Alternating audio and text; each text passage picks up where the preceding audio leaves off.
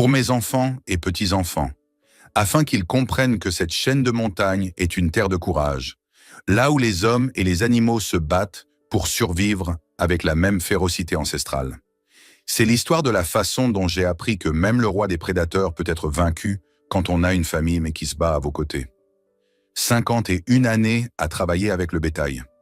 On m'a appris que chaque aube dans le Cerrado pouvait être la dernière si l'on ne faisait pas attention aux signes. Mais ce dimanche 25 mai 2025, je me suis réveillé sans savoir que le destin avait organisé une rencontre entre moi et le prédateur le plus redouté du Midwest brésilien.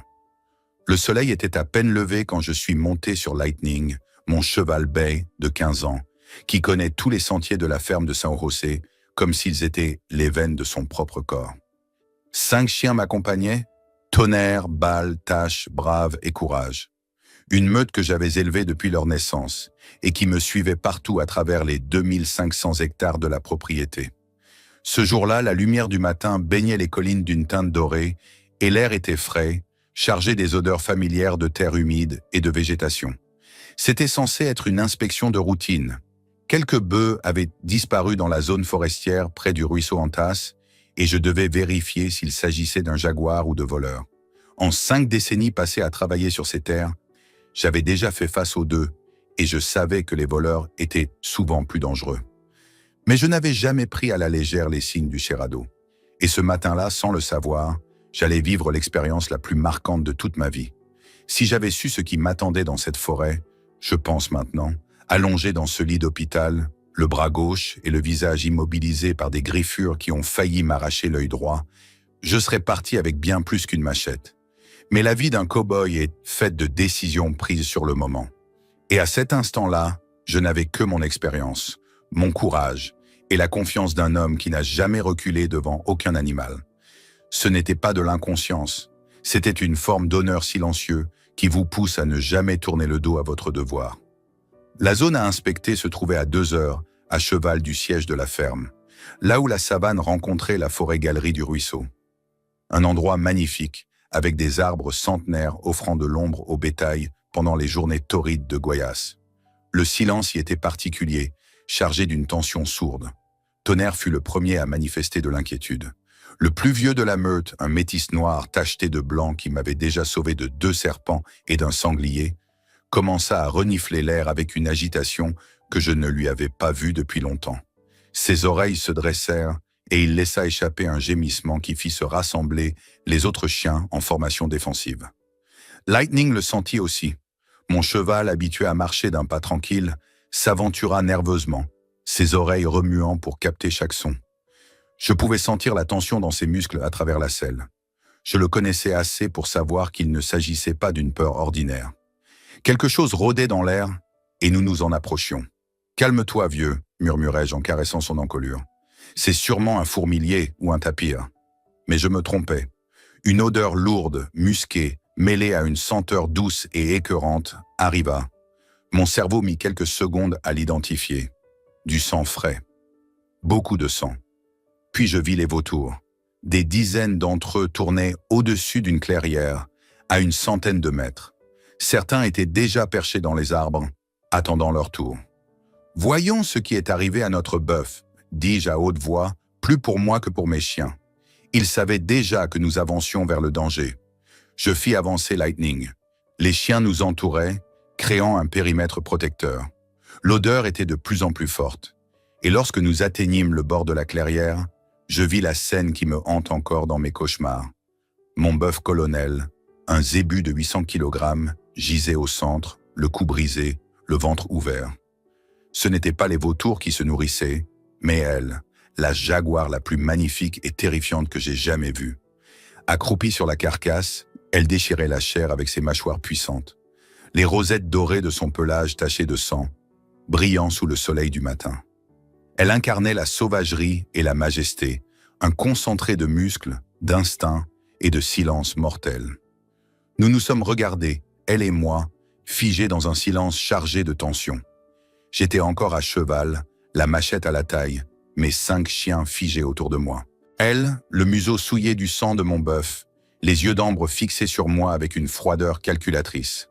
Jamais je n'avais ressenti un regard aussi perçant, aussi souverain, Elle n'avait pas peur. Elle évaluait.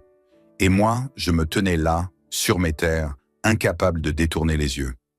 J'aurais dû battre en retraite, faire demi-tour, revenir armé, accompagné. Mais 51 années à défendre mon territoire m'empêchaient de reculer. C'était mon bœuf, ma terre.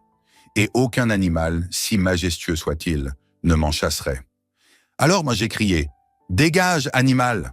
J'ai claqué des mains, tiré sur les rênes. « Sors de ma propriété !» Le changement fut immédiat. Ses yeux se rétrécirent, 2 fentes dorées pleines de haine ancestrale. Ses oreilles se plaquèrent contre son crâne. Un grondement grave s'éleva de sa gorge, vibrant dans l'air avec une intensité qui glaça mon sang.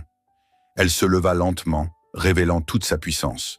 Elle était plus petite que je ne l'avais cru, sans doute une femelle, mais ce qu'elle n'avait pas en taille, elle le compensait par une fureur concentrée. Lightning sentit le danger. Il recula nerveusement, les oreilles aplaties, les naseaux dilatés. Les chiens, eux, s'étaient regroupés, formant un arc défensif, grognant faiblement, prêts à bondir. « Calmez-vous, les gars » murmurai-je. Ma main glissa lentement vers la machette. Elle protège simplement sa nourriture. Encore une erreur. Elle fit 2 pas vers nous, et dans ses yeux, je compris que ce n'était pas une simple défense. Elle nous testait, calculait, pesait nos faiblesses.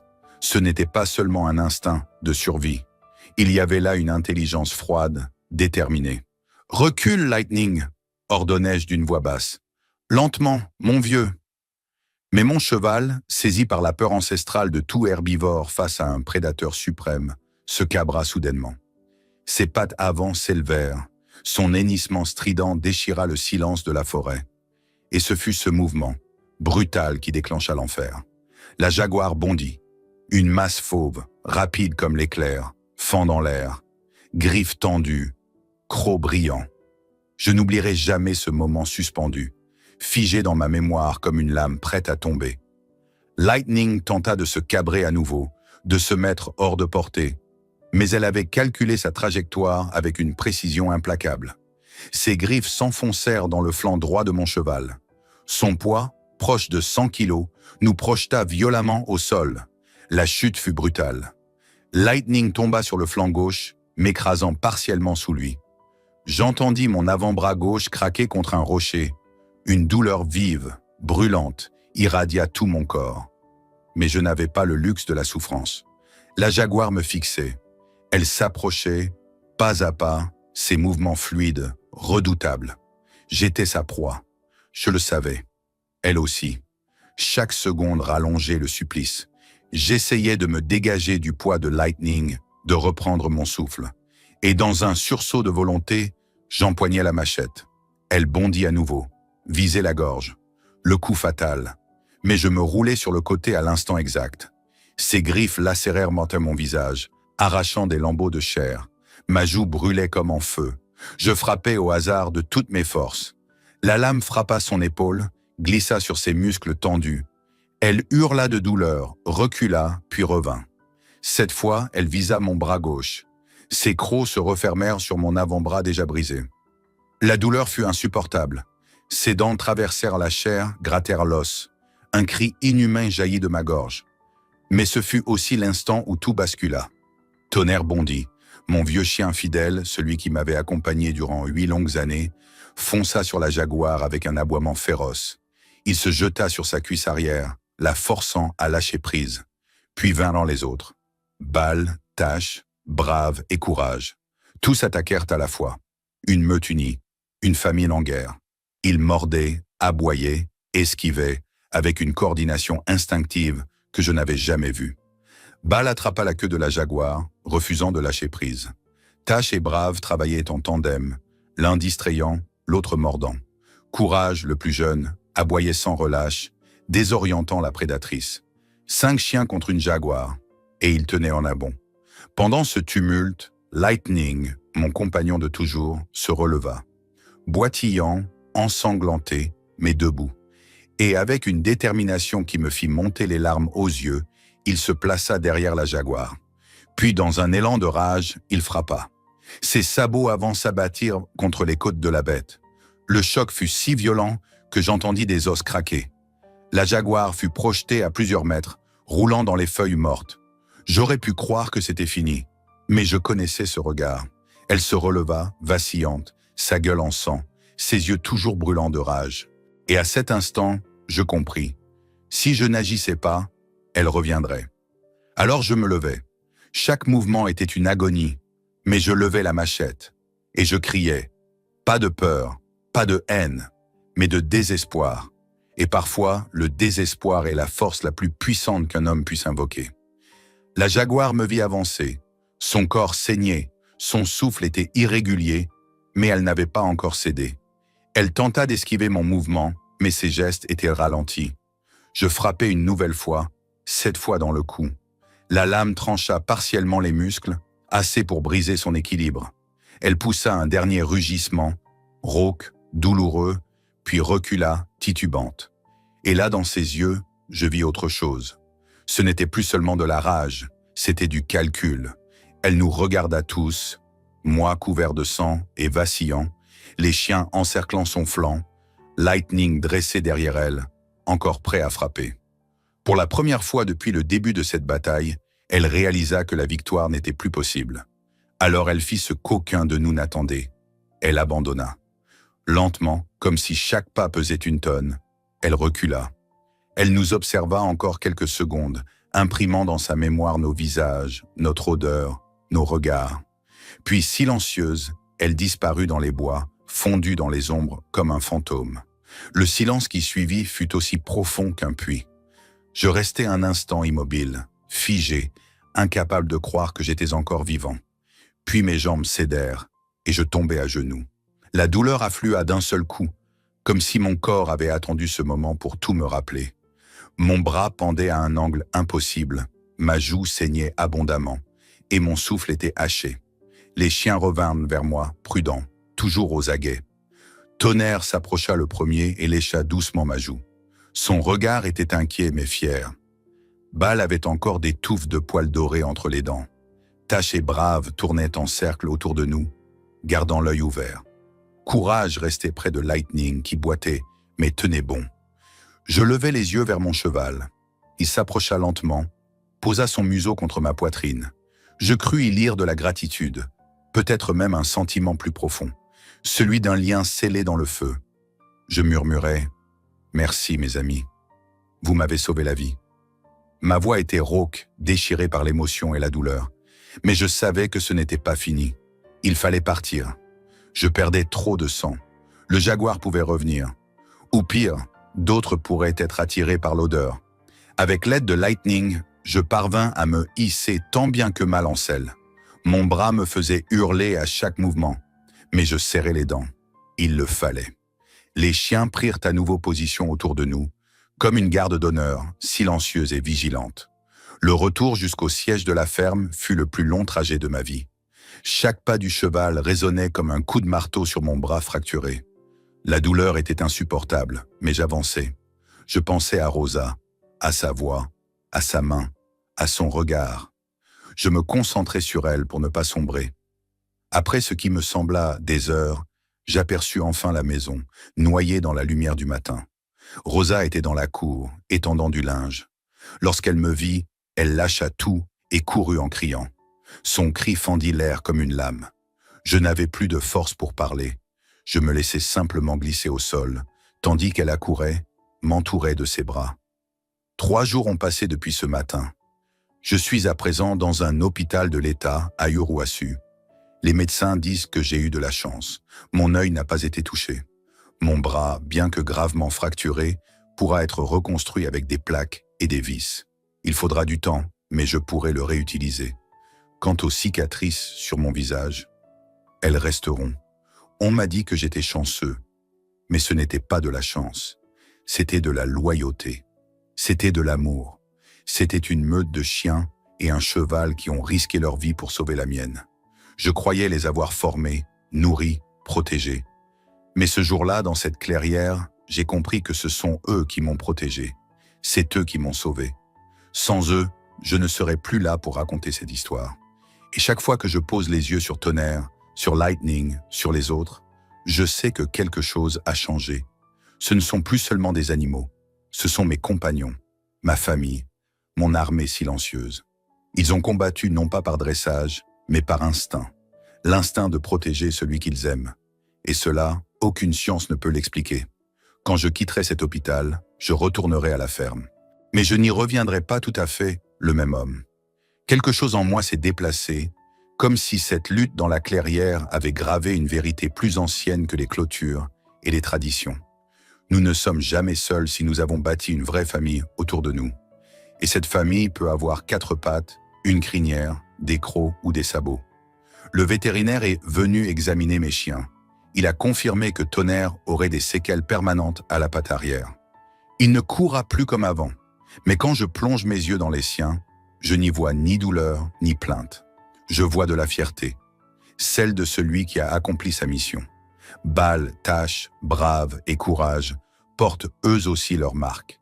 Cicatrices, blessures, fatigue. Mais tous sont debout. Tous continuent à me suivre du regard, comme pour me dire « Nous sommes là, nous avons été là, nous serons toujours là ». Lightning, mon frère de sel, a été recousu. Il garde une raideur dans l'arrière-train.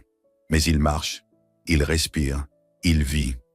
Lui aussi me regarde avec une intensité nouvelle, comme si nous partagions désormais un secret que seuls les survivants connaissent. Un pacte scellé dans la douleur, dans le sang, dans la peur, mais surtout dans une confiance absolue. Je ne pourrai jamais oublier son regard au moment où il a frappé la jaguar, ce sursaut d'honneur dans le cœur d'un cheval blessé. Il ne m'a pas abandonné, il s'est dressé pour moi. Et ça, aucun vétérinaire ne pourra l'expliquer. Depuis mon lit d'hôpital, j'ai appris que l'histoire s'était répandue. Les journalistes sont venus. Ils veulent savoir comment un homme de 51 ans, armé d'une simple machette, a survécu à une attaque de jaguar. Les vétérinaires veulent étudier le comportement de mes chiens. Des experts discutent encore pour comprendre pourquoi une jaguar bien nourrie aurait attaqué un homme et un troupeau. Certains pensent à une anomalie comportementale. D'autres parlent d'instinct maternel ou de stress territorial. Mais ils se trompent tous de questions. La question n'est pas « Comment ai-je survécu ?» La bonne question est « Pourquoi mes animaux m'ont-ils sauvé ?» Et la réponse est simple. Parce que la vraie famille ne se mesure pas par les espèces, mais par le cœur. Parce que l'amour n'a pas besoin de mots. Parce que la loyauté ne demande aucun contrat. Ils ne m'ont pas sauvé parce qu'ils y étaient obligés. Ils l'ont fait parce qu'ils m'aiment. Et parce qu'ils savaient, chacun à sa manière, que ma vie était précieuse pour eux. Pendant 51 années, j'ai cru comprendre les bêtes, croire que je les connaissais, que je les protégeais. Mais il a fallu ce jour, ce combat contre le prédateur suprême du Cerrado, pour que je comprenne que ce sont elles qui me comprenaient. Ce sont elles qui m'avaient choisi. Elles savaient ce que je valais bien avant que moi-même je le comprenne. Et ce savoir instinctif vaut plus que toutes les leçons de l'homme. Je sais que je ne reverrai sans doute jamais cette jaguar, mais je ne lui en veux pas. Elle était ce qu'elle devait être, un prédateur, une gardienne de l'ordre naturel. Elle ne m'a pas attaqué par cruauté. Elle m'a défié parce que nos chemins se sont croisés dans une clairière, à un moment où chacun défendait ce qui lui appartenait. Elle défendait son repas. Moi, je défendais mon troupeau. Et dans cet affrontement, nous avons tous deux appris une leçon. Moi sur la valeur de mes compagnons. Elle sur les limites de la domination. Et c'est peut-être cela, la dernière grande leçon. Que le respect commence par la reconnaissance de l'autre. Même lorsqu'il s'agit d'un ennemi. Je ne veux pas oublier ce regard d'ambre. Je veux qu'il me rappelle chaque jour que la force la plus puissante au monde n'est pas la peur ni la haine, c'est l'amour. L'amour d'un cheval blessé qui revient pour vous défendre. L'amour d'un chien boiteux qui refuse de vous laisser tomber. L'amour qui, dans un monde sauvage, vous fait tenir debout quand tout dit que vous devriez tomber. L'amour qui fait que 5 chiens et un cheval deviennent plus qu'une escorte, une armée silencieuse, un bouclier vivant. Mes enfants, mes petits-enfants hériteront de cette terre, de ce bétail. Mais plus que cela, je veux qu'ils héritent de cette vérité. Que les vraies batailles ne se gagnent pas seules. Que la véritable force ne se mesure pas en armes, ni en muscles, mais en liens. Des liens qui se tissent au fil des jours, des regards, des gestes discrets, des silences partagés au lever du jour. Et chaque fois que vous verrez les cicatrices sur mon visage, chaque fois que vous poserez la main sur Lightning ou que vous entendrez le pas irrégulier de Tonnerre, souvenez-vous, Il y a quelque chose de plus fort que la peur, plus profond que la douleur, plus durable que n'importe quelle blessure. Ça s'appelle la famille. Et quand elle vous entoure, même les jaguars reculent.